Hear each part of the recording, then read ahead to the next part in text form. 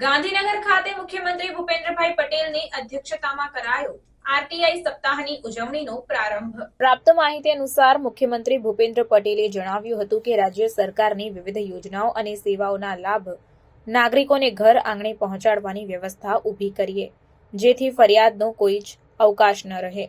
મુખ્યમંત્રી ભૂપેન્દ્ર પટેલ ગાંધીનગરમાં એનએફએસયુ કેમ્પસ ખાતે ગુજરાત માહિતી આયોગ દ્વારા આયોજિત આરટીઆઈ સપ્તાહની ઉજવણીના પ્રારંભ અવસરે સંબોધન કરી રહ્યા હતા।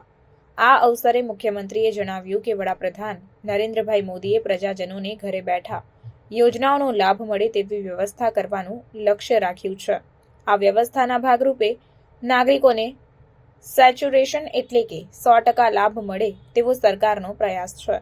પોતાને મળતા લાભો કઈ રીતે મળશે તે અંગેના નિયમો કારણીય પદ્ધતિની નાગરિકોને સ્પષ્ટપણે જાણ હોવી જોઈએ। નાગરિકોને ઘર આંગણે પારદર્શી રીતે સેવા મળશે તો આરટીઆઈ અંતર્ગત અરજીઓ પણ ઓછી થઈ જશે તેમ મુખ્યમંત્રીએ ઉમેર્યું હતું।